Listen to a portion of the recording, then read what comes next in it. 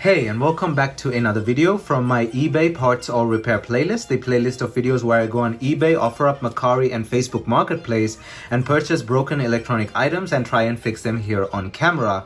And what we have here today is an iPhone 11 that I got for the price on screen here. So it was $35 plus $3 shipping, so a total of $38, which is a really good deal provided that I can get it working.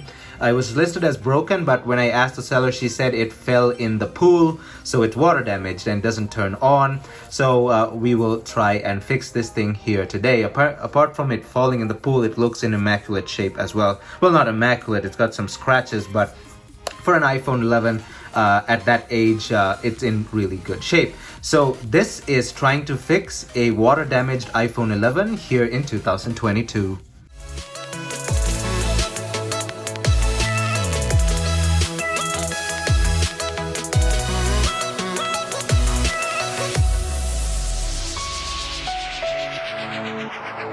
So as always, before jumping right in, don't forget to smash that like button down below as it helps this video get on YouTube's algorithm. And also don't forget to hit that subscribe button down below and ring that bell notification button so you're notified whenever I upload a new video.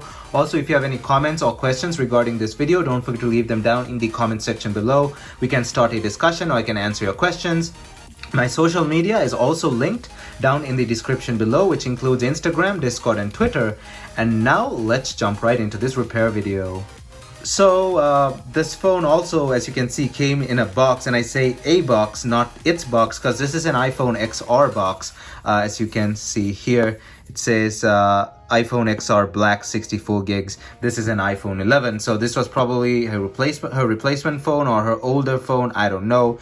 But as you can see, all the IMEI numbers and stuff have been blacked out, and the box looks in very bad shape. It's discolored, and then it's damaged over here, so kind of sus looking box there, but yeah, whatever, it just came in an iPhone XR box, no big deal.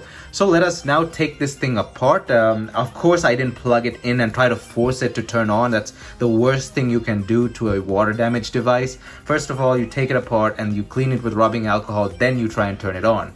So let's take this thing apart and try and fix it. So of course, as usual with these videos, we'll be fast forwarding the take apart portion, and then the more important portions I'll be talking over. So yeah, let's jump right into this.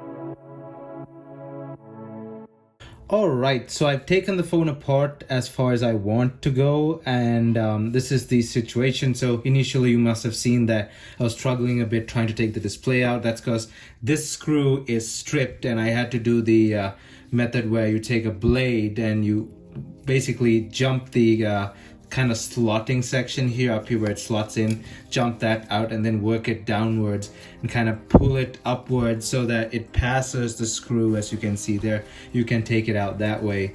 And then I took everything apart, and yeah, there's some things that I'm a bit worried about. For example, the Taptic engine, as you can see there's a considerable amount of rust there.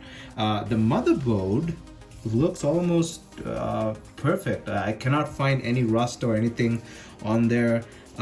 Just a bit of water here, like slightly over there, but it looks in good shape regardless.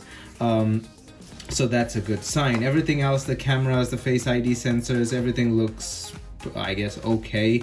Nothing seems to be too badly damaged in terms of like rust or anything. There are just rust marks on the board, as you can see there. We can clean those off pretty easily.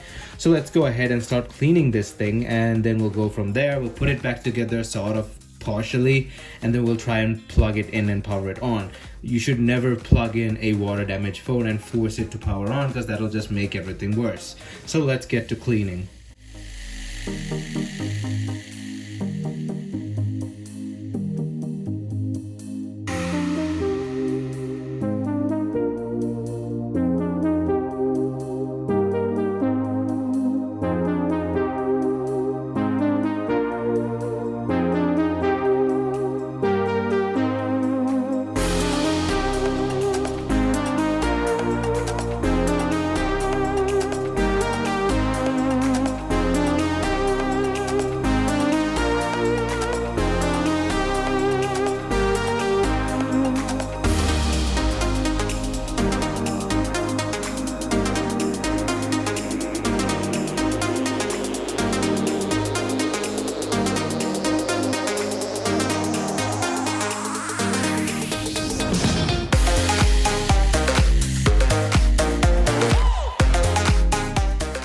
Alright, so after cleaning it out with the rubbing alcohol and all that stuff, I put the phone back together. Basically all the major components, I put them back in the phone, except of course the speaker, as you can see here, and some of the other screws.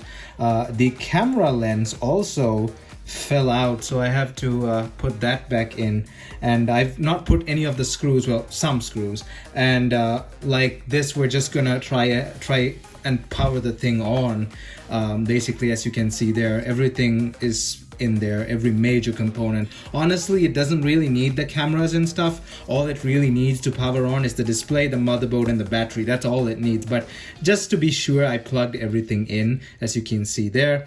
And let's go power this thing on. Of course, we're gonna plug it in and we'll see what happens. So 3, 2, 1, hope nothing explodes. Okay. Oh, I don't know if you can see that. Can you see that? It's on, but the backlight's not there. So you can see that's the Apple logo. There you go. That's the Apple logo. So it does power on. As you can see, there's the time and the lock there. So it may be iCloud locked. I don't know. Let's reset it and see what happens. But as you can see, the time and oh, there we go. As you can see, it's the touch is functioning and all that stuff. Does the keyboard come up? Yeah, as you can see, the numbers. There's the 1 over there. There's the 6. So the backlight's not working. All right, so I guess we have to just check the connectors and I don't know, maybe replace the display. I don't think it's going to be really worth it replacing the display for that price unless I get a really cheap display, but let's try and revive the backlight.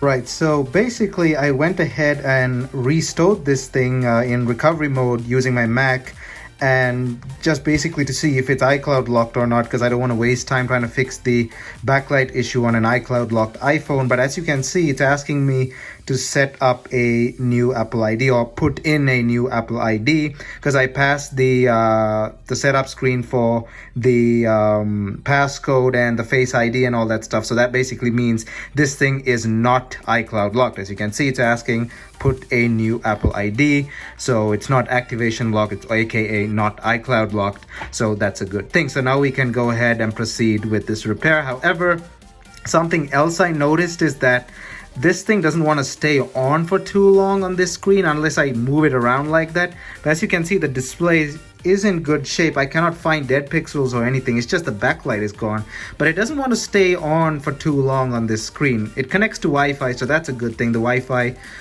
receiver or the Wi-Fi module and the connectivity module essentially are good. That means, so that's a good thing. As you can see, the Wi-Fi symbol is there, but it doesn't really want to stay on this screen at all unless I do this. It kind of turns off. So there is an issue, a different issue with this thing as well. But firstly, let's try and get back power to the backlight. Now, it could be just the display that's screwed up, and I can get a replacement OEM display with a few cracks for about $31 and slap a tempered glass on top of it, and that's good to go. However, if it is the resistor on the board that dictates the basically power to the backlight that's fried, that usually screws up on the iPhone 11, then we have a bit of a problem, because I don't really have that much experience with board level repair. I mean, I did some stuff quite a long time ago, but not in recent times. And as you can see, this thing actually restarted, and if I hold the power button for a while, the Apple logo, there you go, the Apple logo comes and goes. So yeah, this has a different issue too. I think it has to do with power, but we shall see. Regardless, let's try and diagnose the motherboard and see if it's actually the resistor that's fried or it's just the display.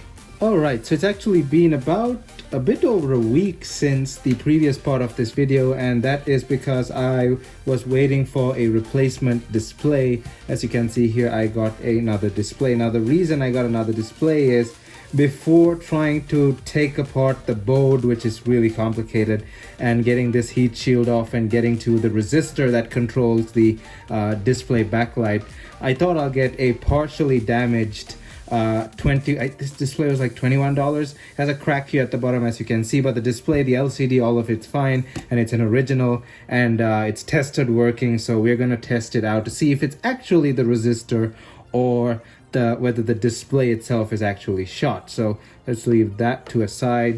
Let's go ahead, plug this thing in, and we'll see whether it's actually the resistor or whether it's actually just the display is fried and the backlight stuff inside there is what's broken. So let's go ahead and plug this in. All right, so we have the thing plugged in. Let's close it down, and the moment of truth. So let's see if it's actually whether that display is fried or the board's resistor is fried, which I'm not really going to put too much effort into repairing because it's really complicated, and I don't have that much experience or the proper tools, which by the way is a microscope, for such a small replacement. So 3, 2, 1. Oh, come on. Oh, there we go. Okay, so that is properly lit up. Let me turn off the lights here. So that is properly lit up. Okay, so it's not the board, it's the display. There we go. So we're at the hello screen. This thing is good to go, as you can see, and the battery is also holding charge, so that's good. So yeah, that display is actually fried. Now, what do we do next? I can put this thing back together, put a screen protector on here, tempered glass, and this crack is going to be not noticeable. However, what we'll try and do now is actually try and fix that display. And I kind of want to keep this as a tester display, because sure, it has a crack on it, doesn't look too good. This one does not have a crack on it, but we'll try and fix this display actually. Let's take these side screws off and go from there. Alright, let's go ahead and take this thing apart. So what we need for this is, as you can see, tri-point screws. Let me bring it closer. That is a tri-point screw. I have that over here. So let's go ahead, take this apart, and we'll see what's up.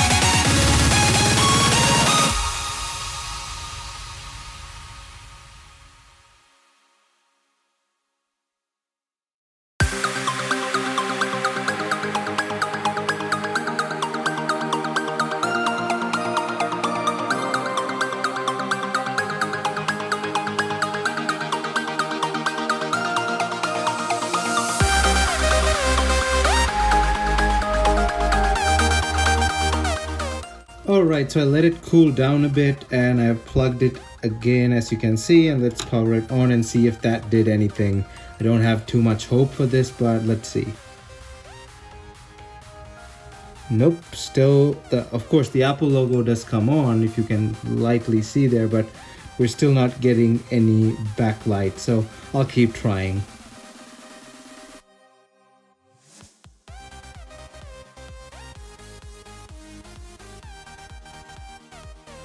Alright, so after a few more tries heating it up, and basically that's all I can essentially do with the display, it still, as you can see, does not show the backlight. The display is of course on, but the backlight does not show. But either way, as far as fixing the phone goes, as we saw, it works with the replacement display, so the phone is not broken. I'm gonna put this thing back together off camera probably tomorrow. It's just the same thing in reverse. It's just, you know, you are probably already seen this. I'm not gonna do it now. There are other videos that I have to make, but yeah, in terms of success, we did fix the phone. But it would have been nicer to get the LCD working as well, but still, at least it wasn't the resistor that was fried, it was just the LCD that was fried. But hey, the phone still works. I'll put this display back on, put the whole thing back together, and I'll use it for something else. But as far as this repair goes, it was a partial success. I had to spend another $21, so what is that? This thing was $38, $39, it's about somewhere around $58 to $60, something like that. Still a very good deal for an unlocked, iCloud unlocked, perfectly working iPhone 11. My other iPhone 11, the one I'm using to record this video, I got it for $60 as well. So yeah, in that range, it's still a really good deal. But yeah, thanks for watching as usual, and I hope you enjoyed this video. And if you honestly did, don't forget to smash that like button down below, as it helps this video get on YouTube's algorithm. And also don't forget to hit that subscribe button down below and ring that bell notification button so you're notified whenever I upload a new video. My social media is linked down in the description below, which includes Instagram, Discord, and Twitter. Thumbs up, and I'll see you guys in my next video.